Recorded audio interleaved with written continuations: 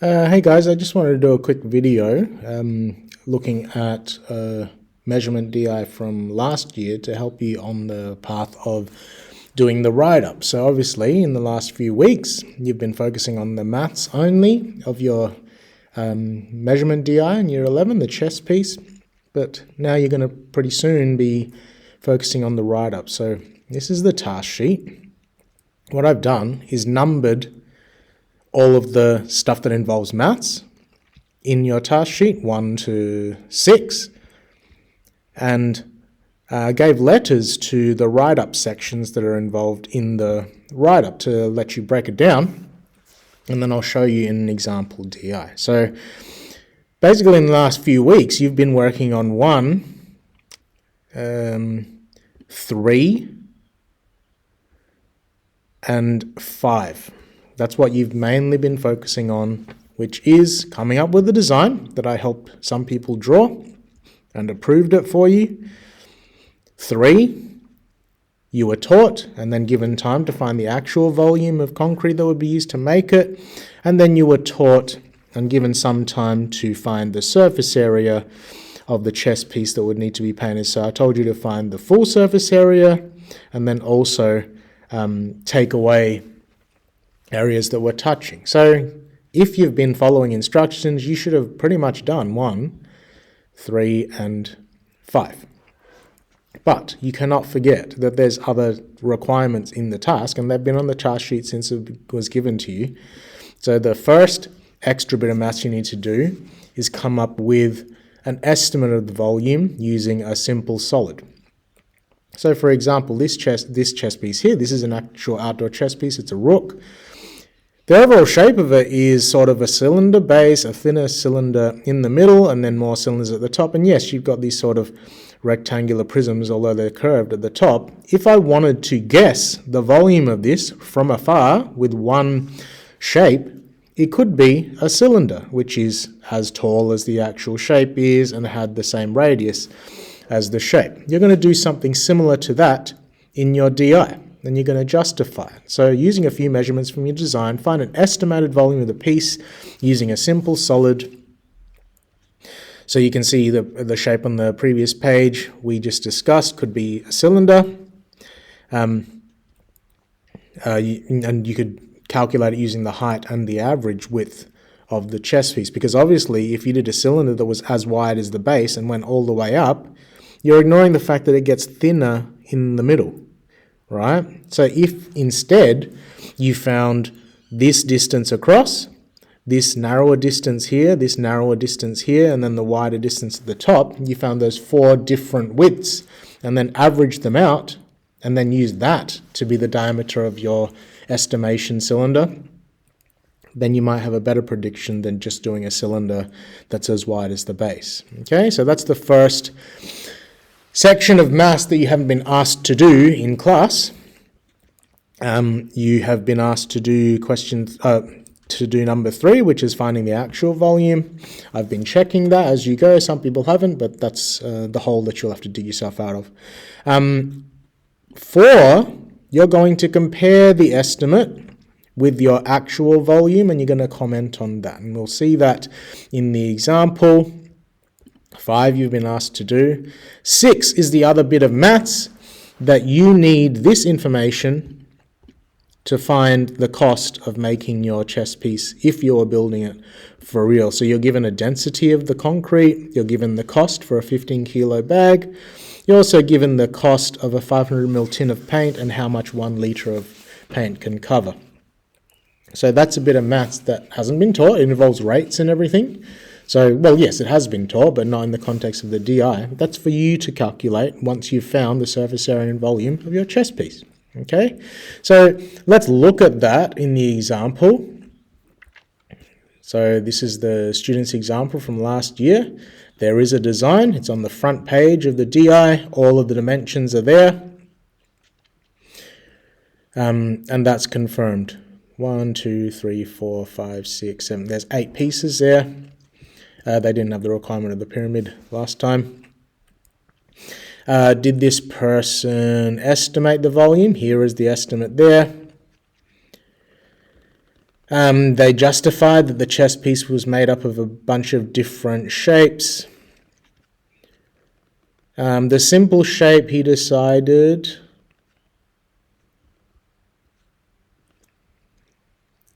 it looks like it was a rectangular prism. It's not clear. He hasn't specifically said what the... Oh no, there it is.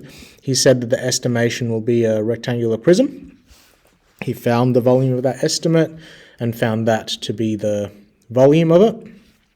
And then he also discussed the estimated volume is this, and he said that the estimate should be within 10% of the 10% of the real volume for it to be a good guess. We'll see if he's right after. So that is him doing 2. He's done the guess, maths there. 3, he's finding the exact volume. Here you can see typed out calculations for that, and then the total. And now, this is, I believe that's 4 that I numbered here. 4, compare the answers. Look, he's comparing. And he found the absolute and percentage error in the estimate, and you can see that he found that he was over 100% out in his guess, obviously because the overly simplified shape he used for the estimate, but you're not being marked on how off your error is, you're just being marked on you commenting on the error, doing the calculations and justifying it. So you can see here he's saying reasons for why the estimation was so off and a better shape that could have been used will be talked about in the discussion. So you can see that's 2 and 3 and 4 done. 5, carry out the surface area calculations. So that was all volume. Surface area calculations are here, typed out. You can see total. You can see the calculations for the removed surface area. And then you can see the costing maths here. So this particular student has met all of the maths requirements 1 through 6. Let's look at the report though. So write an introduction which explains in your own words what this project is about and how you went about deciding and design. A, let's see. The aim of this investigation was to design and find out the cost of creating a 3D chess piece. Boom. 1 sentence has explained exactly what you're doing. He's gone over the different requirements of pieces. He's gone over the requirement of the base it needs to stand on. He's talked about the estimate, and he's talked about costing to make it out of concrete and painting it. That's it. That's a pretty good introduction. Okay? You're going to do something similar in your own words. Here you can see that there's a little blurb about how he's gone about designing the chess piece. He found a reference to show what the average height of people are in Australia and used that to justify the height of his chess piece overall, which is about half the height of the adult. So that's justification for how tall the chess piece is. And there you have the main picture of the chess piece on the first page. So that is the introduction done. Do something similar. This part, include the 3D sketch of your design from part 1. You can see that was on page 1. And scale diagrams of the profile. So that's side, top, bottom, back and front. That, you can see, is not in his main body. The main body has to be 8 pages. He's only got the 3D picture here. So page 1, page 2, page 3, page 4, page 5. He's done this in 5 pages, okay? What you'll see at the end is appendices. Appendices in assignments are useful things, repetitive things that may not fit into the main body of an assignment. And here you can see the scaled perspectives, top, bottom, front and back and side. He's done to scale. You might want to do something similar, or you can see he didn't meet the page limit, so he could have fit these diagrams in the pages if you wanted. The other appendix, you can see his written out calculations. That would be useful too, okay, to put into your appendices to show the rough calculations. So you can see there that he's done the 3D sketch and the scale diagrams. I've shown you all the calculations were in the appendices, and he also typed it out neatly. Lastly, conclusion. This should probably be separate on the task sheet, but whatever, it's going to work. You're doing two parts here in this bullet point. You're discussing any assumptions and limitations first, and then you're going to make a conclusion. So there's two separate sections here. So what you'll see is all this maths says that making the chess piece should cost a certain amount. Okay, he's worked it out to be $13.29. And so the start of the discussion, he just reiterates what he designed, a rook. He's reiterating the main results. He found the volume to be that.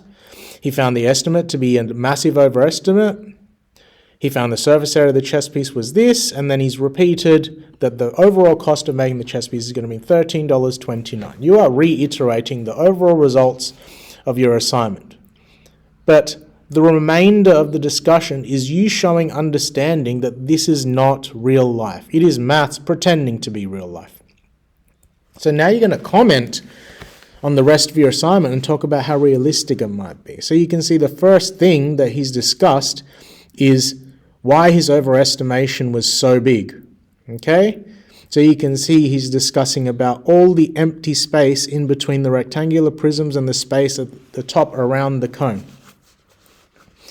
And he's talked about different ways that he could go about making a more accurate estimate. Okay, so you want to do something similar to that. Now you can see the assumptions and limitations he's talking about. Here you can see that the cost of $13.29 is based on the fact that you might be able to buy exactly the amount of concrete and paint that you need, but that's not how it would work at Bunnings, for example. You'd have to buy the whole bag of concrete and the whole tin of paint. So the realistic cost would be buying the whole tin of paint and buying the whole bag of concrete, not the $13.29 he found. So talk about something like that. He's talked about the assumption that you'd have to only... You were doing one coat of paint when really, if you've ever painted anything in real life, when it dries out, it looks a bit different. You might need multiple coats. So that would affect the cost. This student hasn't done the best job with the assumptions and limitations. There's plenty more, but this is to give you an idea. This is a main one that everyone should discuss. You're only told that there's concrete and paint. You haven't been told about how all the pieces are going to attach together, or how you're going to shape them. So you're just assuming that all these pieces are sitting one on top of each other. And that's not really realistic. You'd probably have to join them maybe with nails or screws or glue. And those costs haven't been included. So this cost that you found, this $13.29, I believe, $13.29, that doesn't include extra costs that you'd need to stick everything together and possibly to mold the shapes into the shape that you want. Okay, the more detail that you can discuss into the assumptions and limitations behind your assignment, the better. Also, this is something that everyone should talk about. You didn't actually make the chess piece. You're just given made up numbers basically to pretend that you made it. Obviously, if you did make the chess piece, you'd actually be able to comment on whether the cost that you calculated would be realistic. So some comment about that would be useful. And then here you can see a conclusion. In conclusion, he's reiterated that we designed a chess piece, we calculated the cost of making it out of concrete and painting it with glow-in-the-dark paint.